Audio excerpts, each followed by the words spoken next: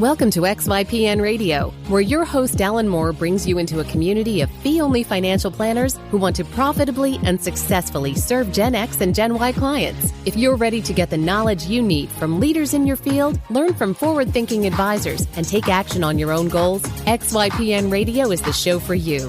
Here's your host.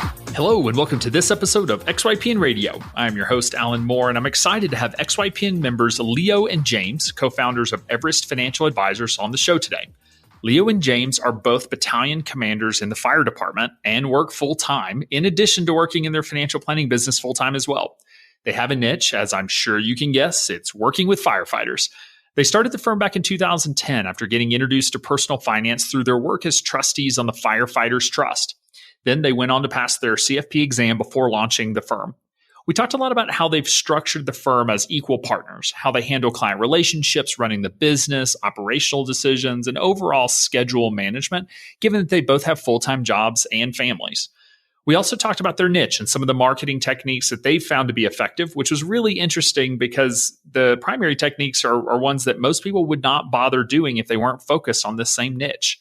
This is a really fun discussion with two planners that are truly helping a lot of clients and also helping to keep their communities safe. NAPFA members, listen up. Supersize your NAPFA membership with all the perks from XY Planning Network. For starters, your annual NAPFA fee is covered by your XYPN membership. Plus, access XYPN's lead generation opportunities, including the popular Find an Advisor portal, blog syndication, national media request program, and more.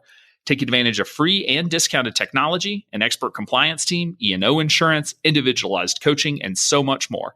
Visit xyplanningnetwork.com/supersize to download a special guide just for NAPFA members. You can find any of the additional resources that we mentioned during the episode at xyplanningnetwork.com/172. Also, be sure to go to xyplanningnetwork.com/VIP to join our private group just for XYPN radio listeners. It's the community of advisors we've all been looking for that's there to provide support when we need it the most. Best of all, it's free. I encourage you to check it out. Again, that's xyplanningnetwork.com/VIP. Without further ado, here's my interview with Leo and James. Hey, Leo and James, welcome to the show, guys. Thanks so much for coming on. Thanks for having us. Yes, thank you. So would one of you sort of give listeners just a quick background on the firm, sort of when you got started, where you're located, how many clients you have, if you have a side hustle, which is going to be the centerpiece of this conversation, I think, and anything else sort of relevant at a high level? I guess I'll take that. Essentially, for us, we started the firm around 2010, and that kind of came as a result of something that we experienced in our industry. So, when you mentioned side hustle, we really don't have a side hustle. We really just have two full-time jobs. Good point. What ended up happening is both of us are firemen by trade. I've been in the fire service for over 23 years and James for about 22 years. And we did have some vast experience as it pertained to investing in financial services because in that 22 to 23 year time period, for most of that time, I've served in the capacity of a trustee or a chairman for our retirement plan or our retirement board. So what ended up happening is around 2008, when the market took a downturn and we had the real estate crash, we had a lot of our own members, people that work with us that were asking us, what should I be doing? Where should I be putting my money? I'm getting ready to retire. What options do we have? And for us, it was an issue of, we really can't give you any advice. First of all, at that point, we weren't really qualified in any capacity to be giving advice. But, if we went ahead and did that, what would end up happening is you'd probably do completely the opposite of what we told you. Then they'd come back and they'd want to sue the trust and basically put everybody's retirement in jeopardy, Sure. So what ended up happening is, me and James had some discussions and we felt that there was a need to receive conflict-free advice for our segment of the market, really. And we decided to go back to school while employed full-time with a family, went back to school for 18 months online, became CFPs. And then the question was, well, how do we want to do this? We're not from the financial services industry. We don't have any clients. We don't have a book of business. And, we went to a couple of conferences and, people laughed at us because they said, well, you guys are going to start from scratch and, you don't have any business. So we just took a leap of faith and we started through a lot of trials and tribulations and a huge learning curve. We started in 2010. We founded the firm, and it was a fee-only planning firm is essentially how we started.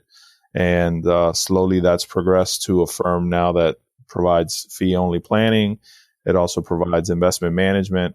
And we also have a tax preparation practice within the firm where we call it our three legs to the stool. And kind of that's where we are today. So how many clients do y'all currently serve? We have about 150. About 100 of those are investment management along with some sort of planning. The other portion of that is really just strictly on the financial planning aspect of what we do.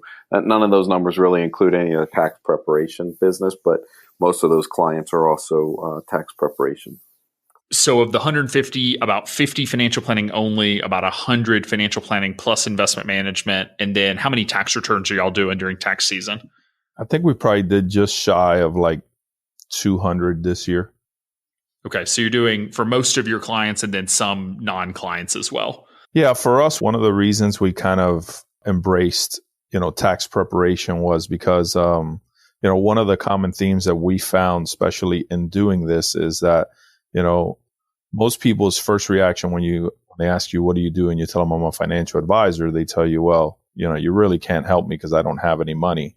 And, that couldn't be further from the truth because, I usually illustrate to them. I say, you have more money than you think you have. You're just not thinking of it as money because you haven't earned it yet. But if you take a husband and a spouse that are making, combined $100,000 or $150,000 a year over the next 10 years, that's $1 million to $1.5 million that's going to run through that household.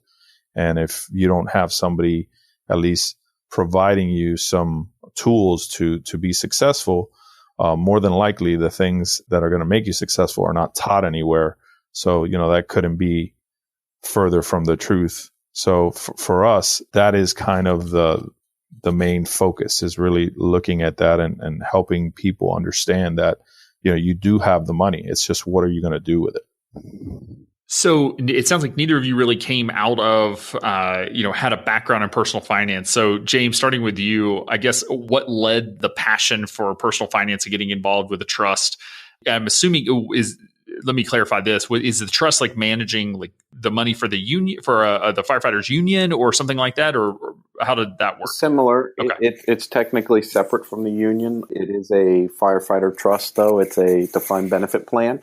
There's all kinds of things to be involved with in the fire department, whether it's the union side of things, whether it's, being on certain committees. And, the money situation always was an interest of mine. So I became interested in the pension plan and the defined benefit plan, and eventually became a trustee on that plan and the chairman as well. Both Leo and I have kind of switched off over the years as far as who has been the chairman on that plan.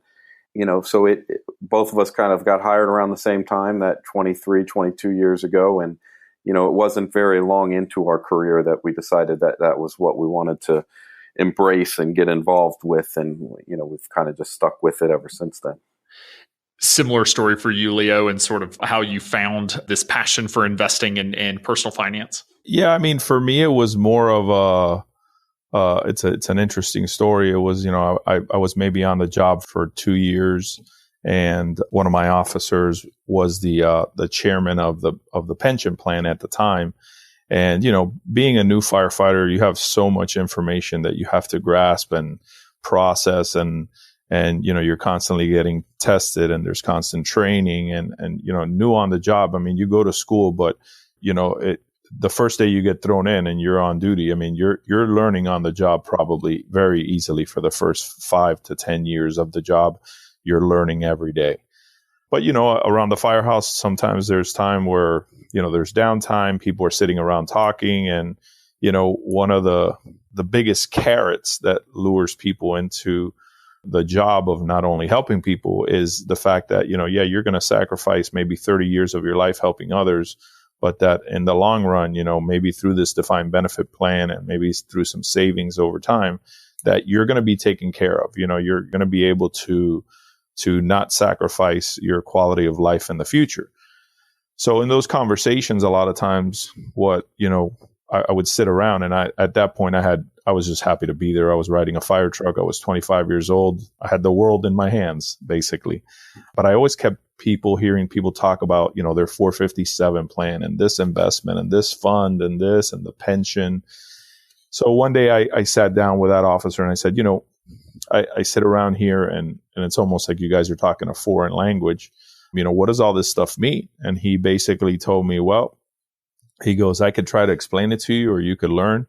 But if you're interested, there's a seat open on the pension board and we'd love to have you come on board and learn. And that's kind of really what ignited it, was the fact that I didn't know a lot. And, just the exposure to that and going to conferences. And, we've always taken a stance on our retirement plan that, if you're a trustee, you're not getting paid here, but you're going to get an education because, you're dealing with millions of dollars and, the livelihood of hundreds of people that, have dedicated their life to serving others. So, we take that responsibility very seriously. Yeah, talk about learning on the job. Here's millions of dollars in a trust, figure it out. Which, honestly, it's sometimes the textbook learning can be a challenge because it's hard to really understand and make it tangible when you're talking about investments and that sort of thing just out of a textbook, and until you're actually managing a portfolio, it really makes it real for you. Right. And on our end, we're not really managing that portfolio. We have professional, we have consultants, we have attorneys, we have actuaries that basically work on behalf of the trust. And we're just sitting on that trust in the capacity of a trustee to make sure that, that the beneficiaries' interests in the trust are being taken care of. And that's really the role. But, you really need to have the education in order to hold the consultants and the actuaries and the attorneys and the administrators accountable. Because at the end of the day, what ends up happening is then they're running the trust and you're really not doing anything of any benefit to anybody. So did your work as the trustee qualify for the CFP work experience? Because you said y'all both went through school, got, passed the exam. Did that meet the experience requirement, or did you then have to practice for a couple of years to be able to use the CFP? So it was part of the consideration. We actually did practice with a CPA firm for a little bit of time where we were able to gain our experience on that. It was a combination of really a lot of different things. Some of our time in the firm at Everest also counted toward that because we didn't necessarily have our CFP right out of the gate when we opened the firm. So we had to have those certain amount of hours and gain that experience to do that through those combination of all of those different efforts. And from my end, I also had some experience in the mortgage industry, maybe back around 2000 to about 2005, that kind of gave me a little bit of stuff once I got on that board and started learning more about finance. And then I went on and later on and got my Series 3 license for, options and futures and derivatives and did a little bit of stuff with currency exchange and stuff like that. So a combination of all those things put together is kind of what gave us our history, or at least gave me my history. So talk to me about starting the firm, no background doing financial planning, right? But you go through the education, you have some experience on the investment side. I guess talk to me just about the process of launching the firm and getting sort of those first few clients and how that was for you as I'll say sort of a career changer, a career adder. I don't know what it is when you keep your old career, but sort of what that was like for you. Well, other than the crickets, the first 3 to 6 months of not having any clients and having all this knowledge and all this will to help people, it was just a slow and tedious process, really just kind of getting off the ground, gaining the trust of people. Our market is, we serve our market. We serve firefighters, we serve police officers, teachers, government employees, public safety employees, people in healthcare. Not to say that, ultra high net worth people are not relatable, but for us, we enjoy being able to provide that service to the people that we feel really need it because they haven't gotten the education or the knowledge or the tools or the resources in the past to really kind of guide them. So that is really a a thing for us. But yeah, the first, getting it off the ground was just slow. It was just, developing that trust in people or having them develop the trust in us, to say, well, yeah, that's great. I've known you for 15 years, but you're a fireman, I will say that, going back to when we first saw the booth for XY Planning Network at a conference, we started looking into it. We read the book and whatnot and said, wow, this would have been great if this was around in 2010 to think of the resources that would have been there and everything that we went through to get to the point of where we're at today. It really would have been great to have this kind of support. So, digging into it, learning about the compliance and finding the compliance firm to hire to help us get through that process and just all of that administrative work. I mean, I think that, there was definitely a lot more hours being devoted to the administration and the marketing and making the logo and just, figuring out, what a CRM was and just all of those different things that we had to really research and put together on our own and figure out which was the best thing that was going to fit us being a fee only, not, having any commission structure or any of that kind of stuff to be able to go out there and do that, which are obviously all the things that are part of the network that, again, would have been really nice back there in 2010. So when you were first starting from 2010 and I guess all the way to now, how has the number of hours that you've spent in the firm evolved? Because you've said, y'all are running the financial planning firm full time. You're still full time with the fire department. So how have did you start 10 hours a week with the financial planning firm sort of ramp up, or have you just had 2 full-time jobs now for the last 8 years?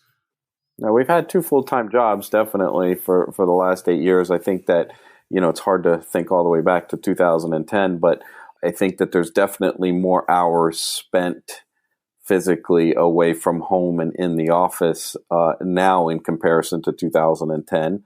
But we also, brought on administrative staff to be able to help us with a lot of those tasks that we did. It was in 2010, probably all the way through to what, Leo, maybe 2015 or so, 2016, it was just Leo and I. So if there was any administrative tasks whatsoever, it was just Leo and I. So we've had to learn to, that we have to delegate that stuff. And, at the fire department, we do a lot of that delegating. We're both chief officers in the fact that we delegate all day long there in the fire service. So, it wasn't a hard transition to do that. It's just a matter of, adapting to that situation and allowing that to happen. So what is your current role at the fire department? So you said officers, but are you still on a truck going and putting out fires? Or I guess what's the role that y'all have now with the fire department? So we're both battalion chiefs, and what a battalion chief means is we basically run the shift. So a shift is defined as a 24-hour period of time. Our particular municipality has 3 shifts, so we would have an A, B, and a C shift. Leo runs the C shift and I run A shift. So when I'm at the fire department, Leo is obviously here in the office in the financial planning firm and vice versa. And then obviously on that 3rd shift, that Bravo shift, we're both together in the office. So our job is to go to all the big type of calls, whether it's a fire or a bad car accident and those kinds of things, and manage that scene. We also take care of a lot of administrative things such as scheduling and evaluations and different things like that. And by the way, don't let the whole A shift, C shift thing make you feel like he's on the better shift. I'm actually wondering about B shift. Who does the other battalion commander feel a little left out here? Because so, isn't it funny though, the more you move up the ranks on things like that, the more paperwork you do and the less action you see, but it is part of it. So you're saying full time, you guys truly I half expect you to say you're volunteering at a fire department, 1 or 2 days a week. You guys have legit jobs here, careers. And so how are you managing your time? I mean, are you working 80 hours a week? I mean, or how are you managing the time between these two, that if you're not at the fire department, you're at the financial planning firm? Well, the good thing is that my wife's not on here to kind of tell you what the time situation is like. Fair enough. But again, we just kind of manage it. You got to take into account that, in that 24-hour shift, where somebody may be working 2 full-time jobs, they're always thinking of 2 full-time jobs from, 8 to 4, where for us, it really kind of takes sometimes just 1 day a week, or on a week that kind of falls that way, we'll be at the firehouse 2 days a week. But essentially, if we're not at the firehouse, we're here at the office. And so that makes for a very busy Monday through Friday. Sometimes we may come in here on a Saturday by appointment only, and maybe a short portion of the morning or something like that. But for the most part, it is a hard task, devoting all that time. We both do a good job of making a conscious effort to say, hey, I'm going to block out the next 2 weeks. I'm not going to be here. I'm not going to be at the fire department. I'm going to spend some family time, because at the end of the day, that's really, the main drivers that drive us is we're both very family oriented. We both have children, and we both, care about spending that time with our family. In that same regard, one of the most rewarding aspects of having the firm and doing what we do is that, why we do what we do. While, obviously, the revenue is important and the profits are important, and making a living is important. For us, it's really more so a passion to help people like ourselves, be able to accomplish all the things that they want to, and relaying that message, giving them the tools. So from a time standpoint, it is very demanding. We probably do put in probably close to 70 to 80 hours a week. We have our weekends, and we do make a conscious effort to block out time to say, hey, for the next 2 weeks, you're kind of on your own. You're running the firm, and we also have a very good relationship as far as working together. That was one of the other beneficial aspects of coming into this with James, is the fact that, when our clients come in, they're not getting one advisor, they're really getting 2 advisors, because, everything kind of happens in a committee style format where, we'll run each other's cases by each other. We'll kind of try to see where the benefits are. Not only is that more beneficial to the client, but it also helps us to avoid, being prey to the bread truck theory. So if I have, 50 clients and I go outside and I get hit by a bread truck tomorrow, well, my clients don't have an advisor. From a succession planning perspective, from a firm stability perspective, our clients don't have to worry about that, because although we have individual clients, the clients really are a client of the firm, not necessarily one advisor over the other.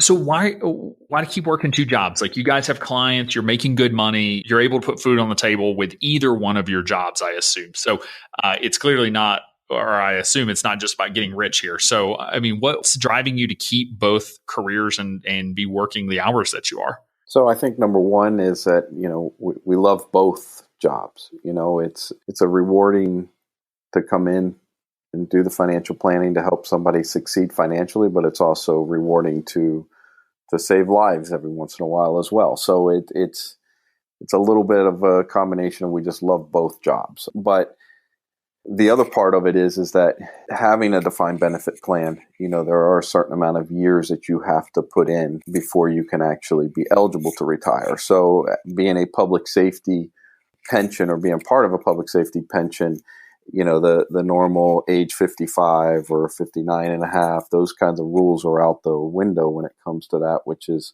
what really allows us to focus on our segment, which would be public safety, because those rules are different. And so, we could have somebody that's 49 years old and retiring because they met the years of service eligibility for that particular pension. So we have to get to a point where we are there now to where we can retire, in essence, and start collecting a pension. That actually came for Leo, a month ago, Leo, to the point where, and mine is about 10 months away. So, but with that being said, we still plan to stay longer, just because we do enjoy what we do. We could stay anywhere around another 5 years before we would kind of, in essence, get forced out. So, but we're flexible. If it does become too much, then, we can drop the fire department eventually. So we just kind of take that day by day. Well, it's amazing. I don't know how you guys are balancing it and staying sane and still taking an hour to come on the podcast. So I appreciate you fitting this in. Just in terms of the actual firm, how have y'all split duties? I guess, do you have any employees at this time, or is it just the two of you?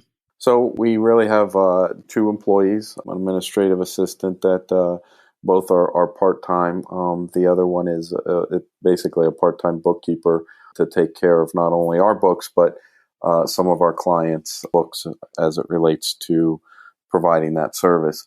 As far as really, divvying up duties, Leo mentioned it before, we really work as a team. We've inherently came from the fire service where you have to work as a team, and it's life or death depends on working good as a team. So that wasn't a problem for us, but we do have our unique things that, we're probably better at, technology wise. When it comes to technology, I'm the IT person. When Leo's computer doesn't work and he can't fix it, that's where he calls me and I have to take care of that kind of thing. So, other than that, when it comes down to it, if we have a client, Leo kind of mentioned that, we also work as a team with the clients, but we always are like a lead advisor for the different clients. So, if the client's calling, they're going to ask for us. And if we're not there, then, the other person can kind of help. But everything from investment management to sitting down and actually going through a financial plan on a client, and even down to presenting a lot of times to clients, we really do it together. And again, we're not always in the office at the same time, so there are some limitations to that, but we really do take that committee type of concept and apply it to the firm, which works very, very well, from a succession planning aspect as well. So how is it in terms of like running the business side? Do you guys split duties there as well? I mean, just because there's the marketing hat, the sales hat, the operations hat, the technology hat, I guess, which hats are y'all wearing independently, in terms of actually running the business? Probably, I would have to say where there's areas where maybe we have those hats is like James is the kind of the chief compliance officer. So he mainly deals with a lot of that, and I'll do more of the, business operations type stuff for the firm as far as like, generating reports and the business side of it. And, where are we at expenses wise, things of that nature. But truly, it really is there really isn't a lot of independent hats. Mostly everything is really by collaboration. And for us, we kind of like it that way because it kind of gives us 2 perspectives.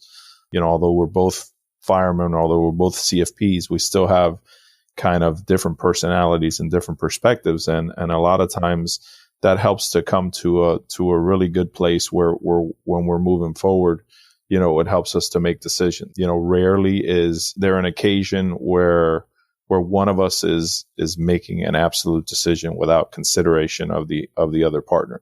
I don't know if that's common or not, but it just works for us. Before we started the firm, we already had a 15-year career together in the fire service. So, which I think helps to promote the kind of, environment that we have here at the firm, because, one of the biggest things that, that people really fail to recognize is the fact that, being a member of the fire department, what you touched on it earlier, when are you leaving? It's almost like leaving a family, so it's not just a job, but it's the people, it's the camaraderie, it's the environment, it's the things that you've seen together with other people that kind of bring you together. So for us, that teamwork is paramount in everything that we do. Rarely will we make, not that we would second guess each other and we're both capable of making a decision, but I think it works. It just works well for us. So other than in those small little areas like compliance and maybe, the operations of the business, each one of us will run certain things or have certain reports and just kind of advise the other. But for the most part, everything is kind of by committee. So you mentioned earlier that you guys got started because you were getting a lot of questions from the other firefighters. So I'm going to go out on a limb and assume that you're working with a lot of firefighters. Is that your niche, or is your niche broader than that? I guess, how do you define your ideal client? I would say our niche is firefighters. That's probably the target client that we're looking for. Firefighters, in their 40s with, an average household income of $100,000 to $150,000, whether they're near retirement or not. And that's kind of evolved. When we first started, we saw this as, possibly helping people that were getting ready to retire, because those were the people that were approaching us. But then we recognized that, hey, these guys aren't going to retire there's people here that aren't going to retire for another 15, 20 years. And some of the things that we're seeing in the people that are retiring could have greatly been improved by being in front of them 10 to 15 years ago. And that's really where, for us, we kind of fell. The subscription model for us kind of evolved, and we developed it that way because we had to say, well, it's great and everything we want to do is wonderful, but how are we able to monetize it? And why hasn't anybody else in the industry monetized it in the financial services industry? And I think the reality of that is that it requires a decent amount of work to work with people and look at those things, rather than just sit around and put somebody's money in a 401k and for a big, financial company to just collect fees on those assets, right? So I think that at the end of the day, the subscription model kind of fell on our lap. And when we read your book, we were like, oh my God, that somebody wrote about us, but we're not in here. This is what we're already doing. but we're not in here anywhere. I think I remember back to when we started the firm. That was one thing that Leo and I went back and forth on for a very long time, was price. We knew what our target market was. We knew that we were not going to have high net worth clients. We knew that we were going to have these middle incoming earning firefighters that, couldn't afford thousands of dollars for a financial plan to throw on the table to have a financial plan, a comprehensive financial plan done. So it was probably, I don't even remember when it was that we started doing the retainer model, but I know it was probably 3-4 years into our firm. And that really, I think, started to drive a lot of numbers. When somebody could look at it and say, wow, I could actually just kind of pay monthly for this. It opened it up to people that really didn't have access to our information. And it worked. It really worked for us, because then we could give that information, we could devote that time, and we had that reoccurring income coming in on a monthly basis. So talk to me about the fee structure today. So I'm a new client coming in the door. I want, let's say, all the services. I want financial planning, investment management, and go ahead and do my taxes while you're in there. So how much, and sort of what's the structure of how I'm paying you? So we truly developed the firm to really promote a conflict-free environment. So for us, each one of those products and services is independent of each other, but we do have clients that are part of all three. We have clients that are part of one, and we like it that way because we always want, our clients to feel like they're in control of their financial situation, and at the end of the day, they can go ahead and really determine at the end of the year and say, okay, I paid X. This is my result is Y. Am I getting value for what I'm paying? And that truly is what we want them to be able to see, because that's what we're teaching them with everything else in their life, right? So you have all these other things that are tugging at you, all these expenses that are eating away at your ability to save and put money away and grow it so that you can become financially free. But you have to determine what value are you getting for that expense. So as it pertains to, on the financial planning side, if you were just coming in here for financial planning, we have an onboarding fee of around $250, and it's a $79 a month subscription that's ongoing.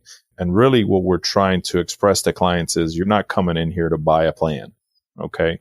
If you're here to judge our plan versus the free one that you're getting down the street from somebody who's going to sell you a product, then you're not grasping the concept of what we're doing here. We're really looking to establish a lifelong relationship with you as an advisor to give you the best information so that you can make the best educated decision possible in all facets of your life, because nothing happens in a vacuum. Everything basically, if you're pulling a lever over here, you're having a reaction somewhere else. So with that being said, that presents that. On the asset management side, it's basically we custody all our client assets at TD Ameritrade, and it's a 1% of assets under management. The only time that those two services are intermingled or commingled would be if we're managing over $250,000 worth of assets for a client. At that point, the subscription falls off, and we're just managing for the 1% of assets under management. With getting the planning. Right. With them getting the planning. And then as far as on the tax side, it's just a straight up, for the market that we serve, we feel that, that on the tax side, people are just very price conscious. They're really, what's driving them to do their taxes is the fact that it's the law, not anything else. So they're very price conscious about it. So we do a flat fee tax return of about $225.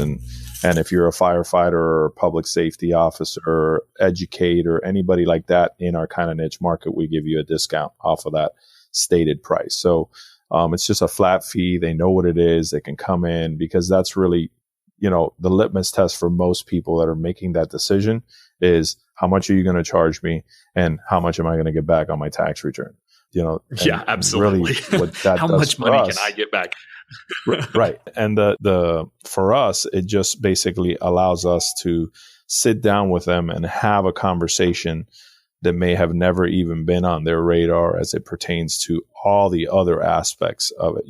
Like I tell most people when they come in to do their taxes, usually if I ask you, how much did you get of a refund last year, you're able to tell me the number right away. But if I ask you, how much did you pay in taxes last year, you have no clue. So for us, it's really about changing that dynamic and saying, hey, how much did I pay in taxes last year, and how much did I pay in taxes this year? And am I keeping the majority of the money that I'm earning so that I can better my situation in the long term? So I may have missed it. So do you include the tax preparation as part of that retainer fee, or is it separate? It's separate. Okay. So how much are you charging? Like, what's your range there on the discounted side up to the top? From anywhere from $175 to $225 on a standard tax return. And then are y'all doing any, business returns or anything like that for your clients, or is it strictly, doing the 1040? Yeah, mostly the 1040s. If they have like a small LLC or something like that, we'll do the 1065 for them, and maybe charge them a little bit more on the 1060. But it's not something that we, our goal for incorporating a tax practice was really to use it as a conduit to bring in people for planning and investment management. So we kind of struggle with that a lot, because it's nice to have 3 to 4 months of solid revenue, but then it takes away from this aspect of the business. And then there's a limited amount of hours in the week to really say, okay, where do we want to focus our time? So yeah, we will do it on occasion, but it's not something that we do on a regular basis. What are you finding in terms of the tax preparation and the both, I guess, marketing upsell side, where folks come in just for tax preparation and sort of upsell into comprehensive financial planning, as well as sort of client retention? Do you feel like it has helped long-term in retaining clients at the firm? I think that it's definitely retention is there. I think it, more than anything, more than the upsell part of it, I think that it's more of a convenience for clients. It's kind of, they look at it as everything is in-house. They've already trusted us. They've gone through the process of their due diligence to make sure that we are doing the right thing for them. So they like the fact that they know that somebody knows what they're doing when they do their taxes. And so more than using it as a lead generation from the client side, when I look at it, I just know that it makes it easier for them, and they like having it all in one. I would say that On the tax lead side of things, I'd say we probably have about a 25% conversion. One of the things that Leo and I are terrible at is selling. We're not sellers. So, we probably could increase that significantly if we really sat down and probed and did all of the things that you're probably supposed to do when you're a selling type of person. But it's really just if the questions come up and we'll convert them at that time. We do a discovery meeting, and that's kind of our lead into that is we tell them, listen, we really can't quote you on anything as far as what you need until we know what you need. And we do that by sitting down and having that discovery meeting. And so we normally spend a couple of hours with somebody and sit down and really understand what their story is and what their concerns are, what their goals are. And at that same time, we basically tell them what our process is and how our monthly retainer works and what they get out of that financial planning program. So it's there as a leader, but we don't probably push it as much as we could. Yeah, and I think also one of the things that it does help to keep the firm, once you've made them aware of it and you've kind of let them know, even though we may not be providing the financial planning or we may not be providing the investment management, it does help with top of mind approach where, we're having that contact and we are kind of there. So if an event does pop up, there's probably a higher probability that we will get the phone call. How do you guys balance, you're already working 2 full-time jobs. A lot of advisors don't do taxes because it is so time consuming. You're doing a pretty good number of them. It's not like you're just doing, 10 or 15. So how do you balance? Do you just not bring on new clients during tax season, or are you bringing in, an associate to help with the tax prep so it's not as burdensome for you?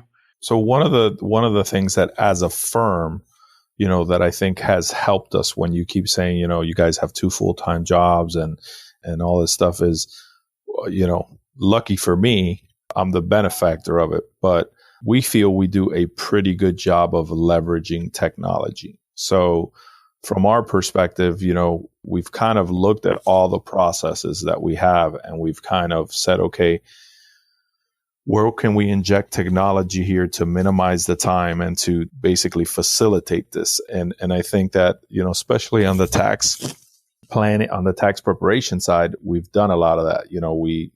One of the programs that we use is we use Drake software, and they have a great conduit within their software that allows for you to basically scan all the material and they'll do all the data entry for you. And really at that point, we're really kind of coming in to kind of clean it up or maybe ask for certain questions. So it's not, we're not sitting here doing data entry, which would be the most time consuming aspect of it. We're really kind of looking at the return, trying to maximize it, maybe call the client, spend 10 minutes on the phone asking questions and say, okay, hey, we're there. We're kind of done. We have your number and, this is what it is. And then, everything is done electronically. So we use electronic signature and a lot of in all the other places, you may have some things that boggle down and assume to take more time.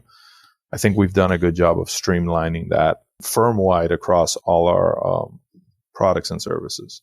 So just out of curiosity, I haven't heard of this before with Drake. So do they have just sort of an army of admins on the back end that are inputting information, or is that more just It's a third-party software company called Gruntworks, actually. And I think they have a computer algorithm that, knows the IRS forms and tries to take those numbers and implement them into a spreadsheet that then eventually gets imported into the Drake software. But one of the great things is that they employ a lot of people and actually human eyes. And what I've been told is I think 2 sets of human eyes actually look at the data that was scanned and read and implemented into that spreadsheet before it's actually uploaded into Drake. We take some time to actually verify that as well, and kind of some checks and balances that we use to make sure that it is accurate. And we've really never had an issue with it not being accurate as well. So very cool. Yeah, I haven't heard of that before. It sounds like a good way to streamline some of the data entry, because that is what tax preparation is a lot of, right? It's just getting all the documents, sorting through it, figuring out what's there, getting all the data in, and then you get to look at it and see like, okay, where's the 529 plan? We missed that. So what are you guys really focused on over the next couple of years? I mean, what's going to be, I feel like you're approaching a point where, I mean, you have a lot of clients each or total, because you're doing a lot of work combined. So do you see the ability to continue to scale and grow? Do you want to cap the firm and sort of slow the growth? I guess what's your vision for the future of the business? I think for us, really right now, it's not so much been a proof of concept as much as it's been, we're kind of developing the manual from a growth perspective. As we see the firm, we would like to see ourselves more as, still as advisors and have our clients, but also see ourselves as more as managers and start to kind of bring in people that, maybe some junior planners or some people coming out of school to help them start their career and help them, get along the path and at the same time grow the firm that way. So it's, we obviously recognize, no matter how many hours, no matter how much we want, there's only, 168 hours in a week, and there's only so much time that we can devote to balance everything out. But the reality of it is it's a matter of taking the tools that we've put in place, taking the processes that we've put in place, and now put them in front of somebody and say, okay, here is the tools, here is the process, and now grow the firm in that regard, and kind of almost like try to replicate ourselves, and then us take more of a business owner, probably a role, and being able to manage those individuals. But at the same time, at least from my regard, at least still being able to have that client contact time and time with clients. James, does that resonate with you? Anything to add on that, sort of with the vision? No, it does. It's we struggle with this quite often of taking on that extra liability of more help. We definitely see the need in it, and as Leo kind of pointed out, it's we're good at managing, and we really want to get to that level that we are doing more managing. But it takes not only hiring people, but where do you put the people? So, bigger spaces and those kinds of things. So it's not as easy to just make it happen. It takes a lot of planning and everything else, which obviously we're planners. So we like to try to plan all of that stuff out and make that happen. So it's, something we want to evaluate consistently. We try to, do our mid-year review and our end-year review and kind of evaluate those situations. The last big step we took was actually taking on that bookkeeper to free up some of our time and to really help us increase our efficiency with our clients. So our next step really is to look at more of that paraplanner, I think, to kind of help us do a lot of those small tasks that we can delegate off. Makes sense. Y'all have a really great client base. Where are you seeing success from a marketing perspective? I mean, where are the clients coming from at this point? Well, a lot of it, quite frankly, has just come from kind of word of mouth type advertising. I mean, it really is, one of the things that we do every year to kind of try to get to our client base is, which, like we said, probably that niche is firefighters, is, every year at the beginning of the year, we come up with something with, one of the things that kind of lives in a fire station and will linger there for years on end is coffee mugs, right? So you walk in there, somebody's always drinking coffee. So, something that we started doing years ago was we started, delivering, to these firehouses in our immediate, area, 6 to 10 coffee cups every year. And every year it's a different mug with maybe our logo on it, our information on it. And it's just kind of there to just sit there as top of mind. And we'll drop off, a small, 4x6 postcard with, these are our tax rates. And then on the backside, these are some of the things that are areas where we add value from a retirement perspective. And a lot of that just comes from, the traffic is driven by that. And the traffic is driven by, firefighters talking to other firefighters, right? That really is the main driver. If we were completely separated from the fire service? Would there be other things that maybe we would be doing or trying to implement to try to increase the volume of people coming in the door? Probably, but right now that kind of fits where we're at. We're not trying to blow the firm and grow it out of the water in 2 years or 3 years. That's not really something that we've kind of really had this thing of, all right, we want to just build this thing to be huge right away.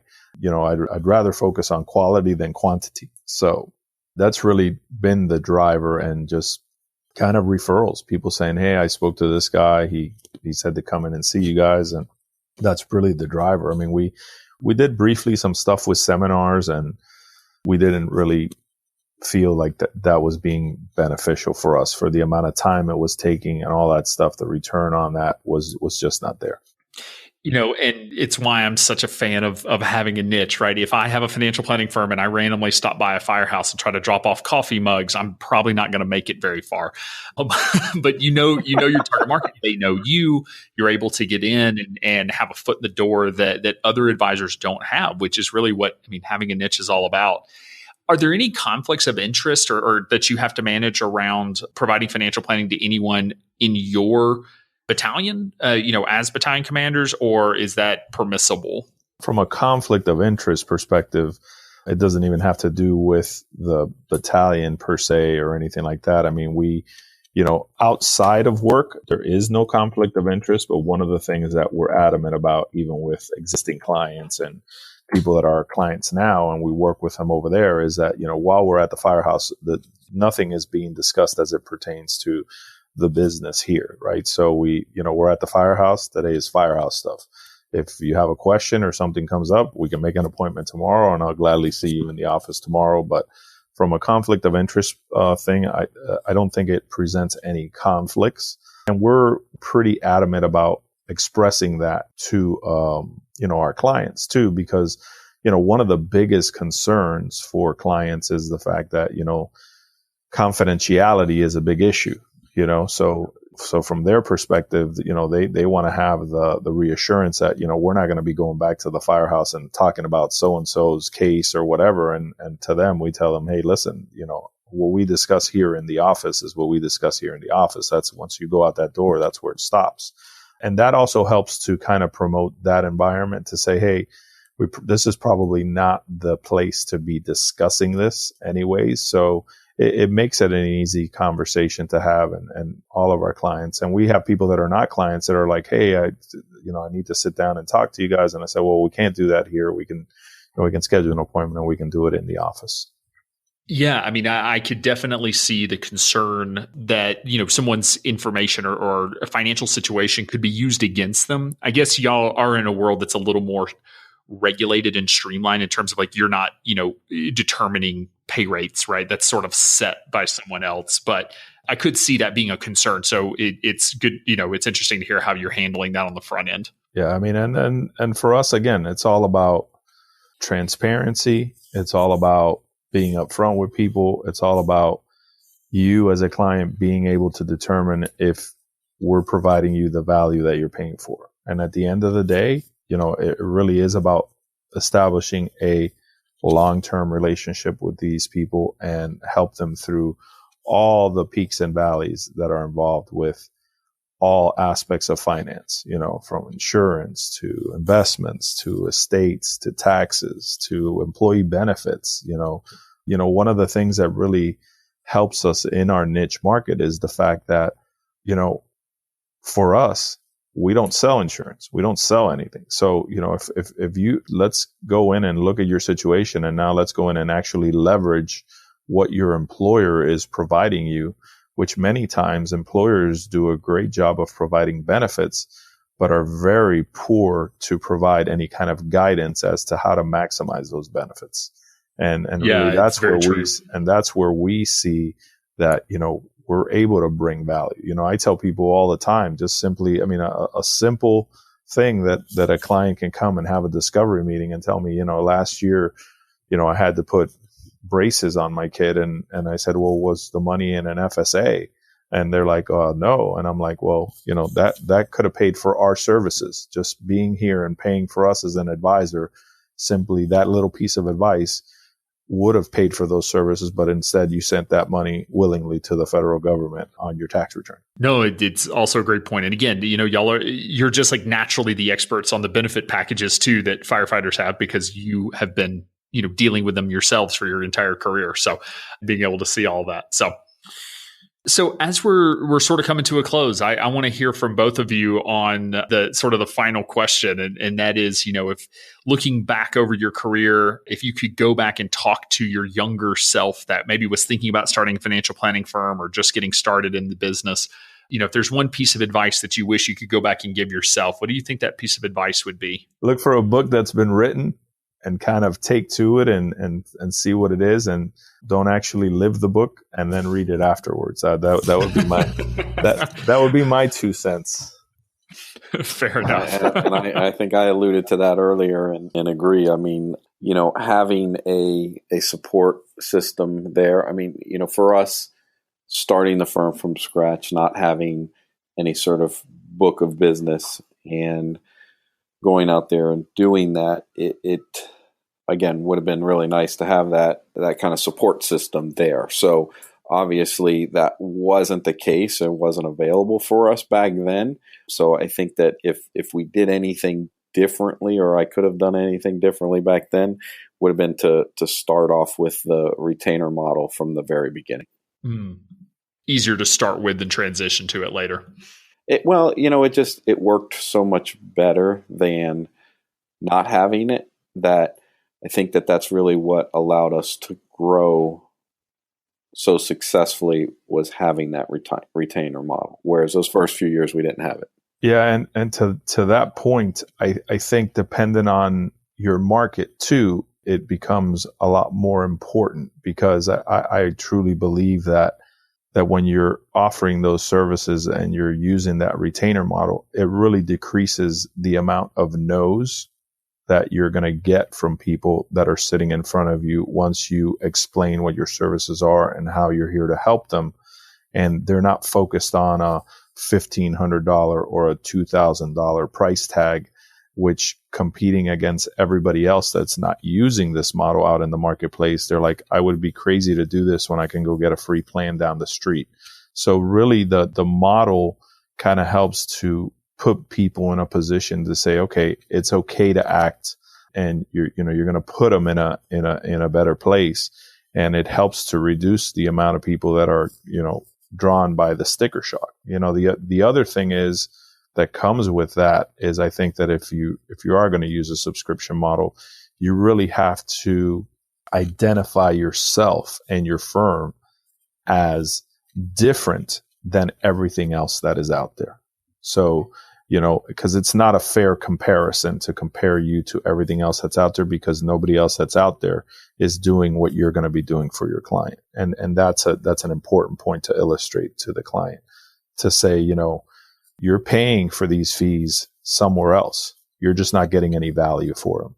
Right? And you don't know what you're paying either. So again, at the end of the day, I think that really helps to soften the conversation and help clients really make a commitment to making that transition. Absolutely. Well, guys, thank you both so much for taking the time to come on the show and share your career paths and what you're working on. You have a really unique and awesome firm with a cool niche. And so it's exciting to see you succeeding while also still being able to, help a lot of people in your work in the fire department and everything that you're doing. So thank you for the time, and thank you for all the work that you do. Yeah, thank you for having us, and we'll see you in a couple of weeks. Well, thank you for having us. NAPFA members, listen up. Supersize your NAPFA membership with all the perks from XY Planning Network. For starters, your annual NAPFA fee is covered by your XYPN membership. Plus, access XYPN's lead generation opportunities, including the popular Find an Advisor portal, blog syndication, national media request program, and more. Take advantage of free and discounted technology, an expert compliance team, E&O insurance, individualized coaching, and so much more. Visit xyplanningnetwork.com/supersize to download a special guide just for NAPFA members. Be sure to join our VIP community at xyplanningnetwork.com/VIP to hang out with other XYPN radio listeners, ask questions for future mailbag episodes with myself and Kitsis, and to finally find a community of like-minded financial advisors. Thanks so much for joining me today. We'll see you next time.